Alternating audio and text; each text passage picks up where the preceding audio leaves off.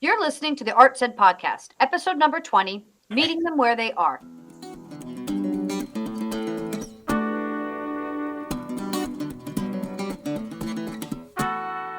Welcome to the Art Said podcast, conversations through the perspective of the arts and education, hosted by educators and artists Shauna Longo and Edric DeBose. Morning, Edric. Morning. How are we doing today? Pretty good. Yeah, working my way through a school day. Yes. So in this episode, we thought we'd as we've kind of been doing, we've kind of gotten into this like groove of interviewing and chatting with people and then having an episode where we kind of break it down and dig a little deeper into what they said and what that implication is in education and through the arts. So in our last episode, we talked with the amazing Bruce Mack.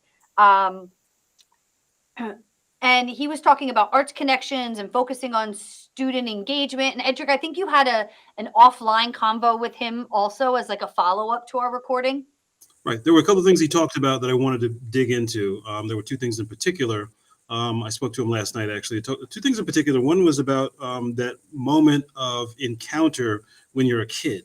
When you have that experience with music or art or dance or whatever it is, and you suddenly see this thing. The other was his experience as an educator. So he worked with a group called Arts Connection, and he was going into schools doing different kinds of programs. So it was really those two things I asked him to follow up on, and he did follow up on them, and he kind of went backwards. So he said, well, let me start first with my experience with Arts Connection, right, and educational experience.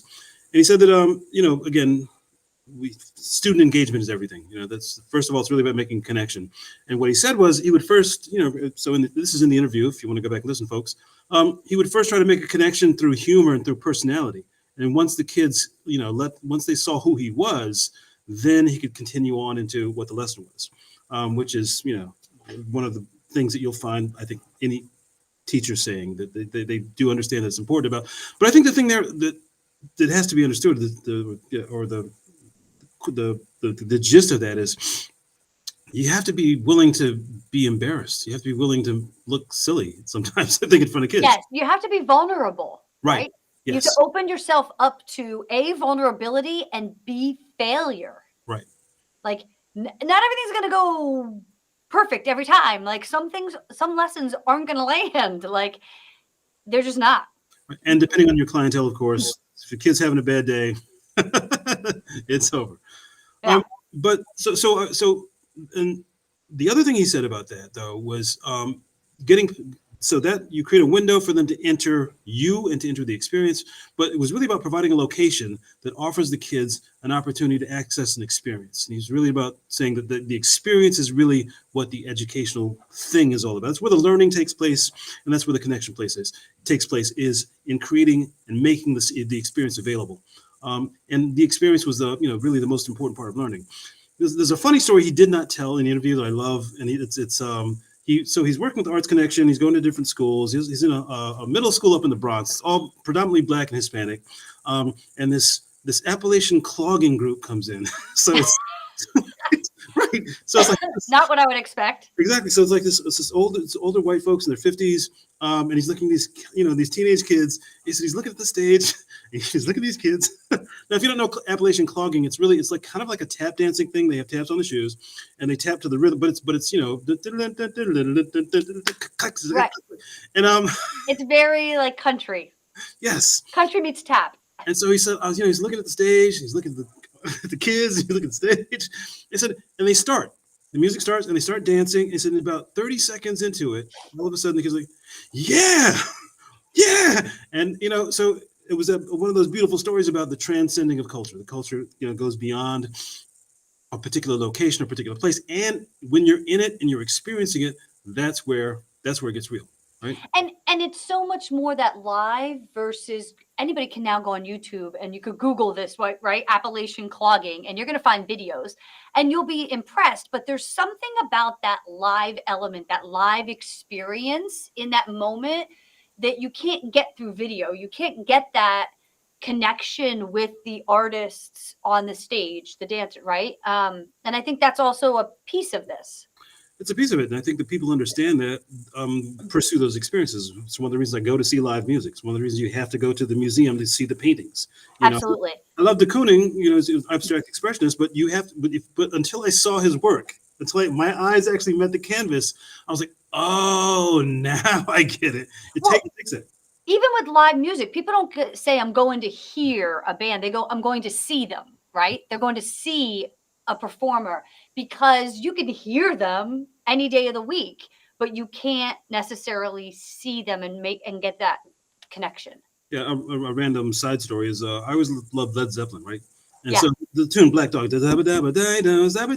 So I was at a rehearsal in New York City like about 20 years ago, and some friends of mine started playing it live. I'd never heard the music played live. And when you're in the room, it's like, oh, now. But it took that. It took that. Absolutely. So I think as a musician, that's one of the things that Bruce carried with him. He knew that experientially through his own body and through his own experience. And so when he was working with kids, he brought that to them. So, And I want to jump in right here before we move to the next point, and talk about, like, his focus on saying about the experience is the most important part of learning, right? And I think that we can take that also to the whole process versus product focus in the arts, right? We're always working on a performance or working to create this piece. And a lot of times our focus shifts to the product or the performance versus the process of what takes to get there. And I think that's where there's a big philosophical shift that for many have happened a long time ago, but some are just picking up on the notion of, like, that the process is more important than the product. The journey is more important than the destination. right, And so I think that kind of aligns with what Bruce was saying. right. So when you're in the trenches and working, that's where you're looking for the lights to turn on. Yes. That's the place you look for the lights to turn on. It's not the end of it. Yeah. The other thing that he said too, so it goes back to being earlier. So because the other thing I really appreciated, he talked about the trumpet. He said his brother had this trumpet. Yes. Look, And that's what inspired him. It's not just inspiration. There's something, because this reminds me of Cindy Ingram when she talked about standing in front of the Picasso thing. The Picasso, Yes. she said she couldn't move for 20 minutes because it was so engaging and it spoke to her in such a deep kind of way.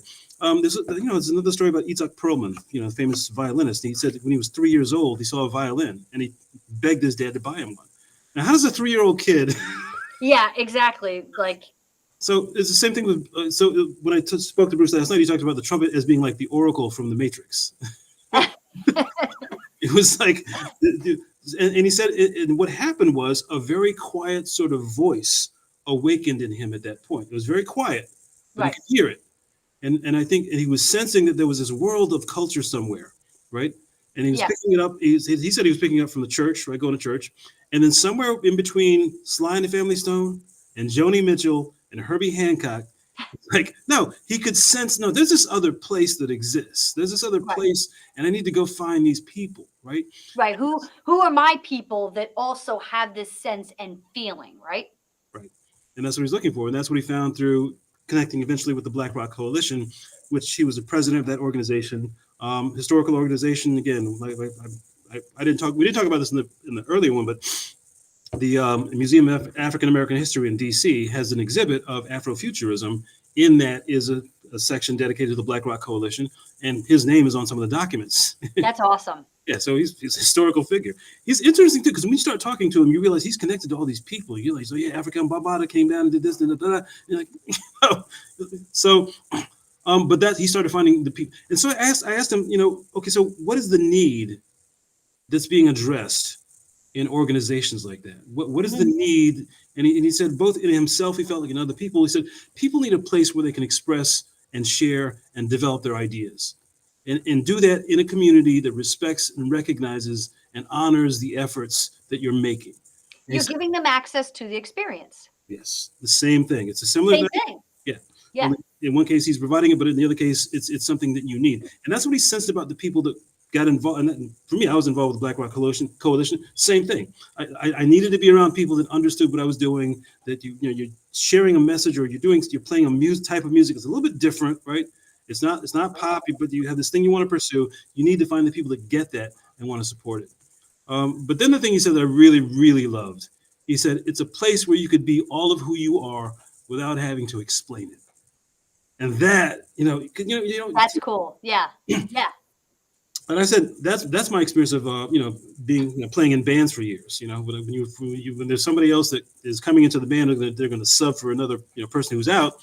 It's like you just need to know what this is already. If I have to explain to you what the music is, I'm like, it's not going to work.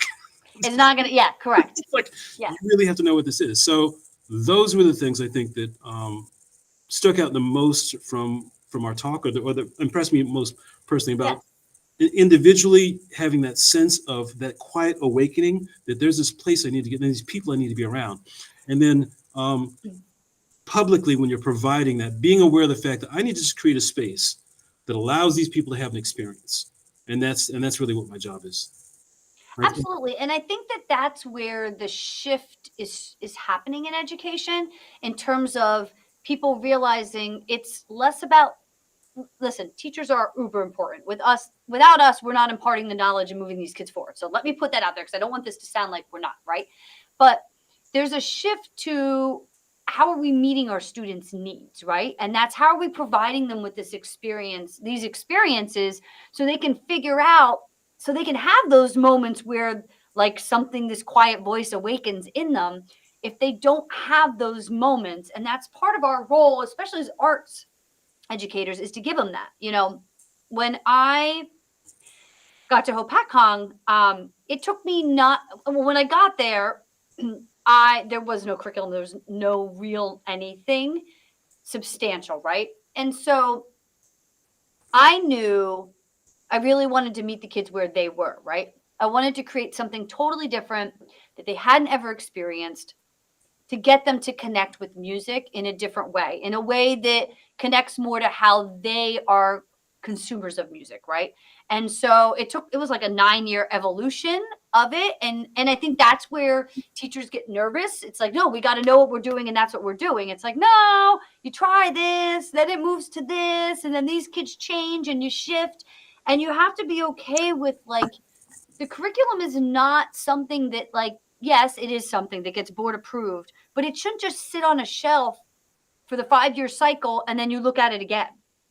It should be constantly evolving. So I think that, like, teachers need to have a willingness to try new instructional techniques, or, like, in my instance, I just developed my own. I created new ways to meet the kids, and you got to figure out a way to find out where they are, what the connection point is, and then you need to be okay with failure. I know I said that already once in this episode, but, like, not every project I tried with them or idea worked. It was this constant evolution. In fact, I would come across a new tech device, I'd throw it out on the table, I would have played with it a little bit, and I would say to the kids, like, all right, I know how this works.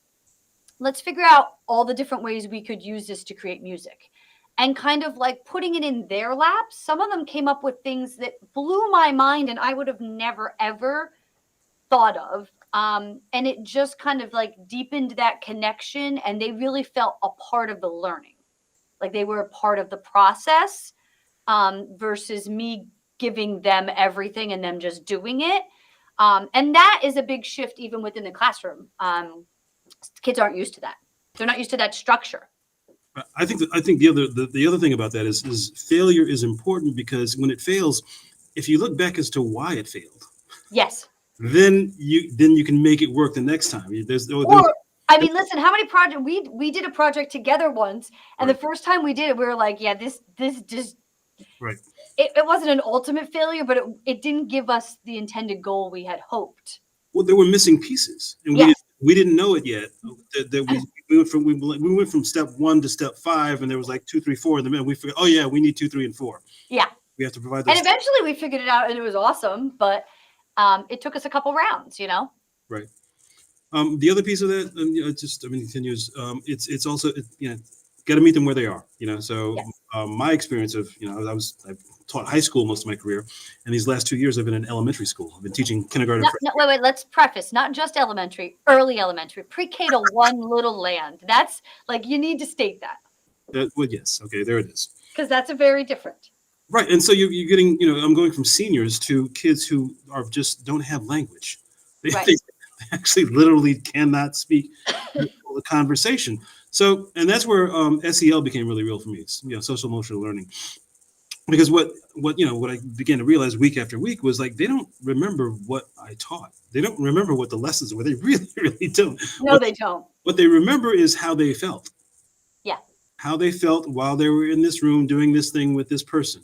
That's what they're and if that was a good thing from the last time, if they remembered a good feeling, then it'll probably it might be okay the next time. Yeah. So maybe something will work. So there's you start to get an openness to, okay, this person is providing me with these experiences and they feel good. So I'll continue to be there. And then you hope if they feel good, they then connect with it and they're putting forth their best effort to start to develop skills, right? Yeah. Yo-Yo Ma said that. And then he said if you love something, then what you have the opportunity to do is to give it to other people. And then they can begin to love and care for it too. Yep. I thought it was a cool way to think about music or any art form.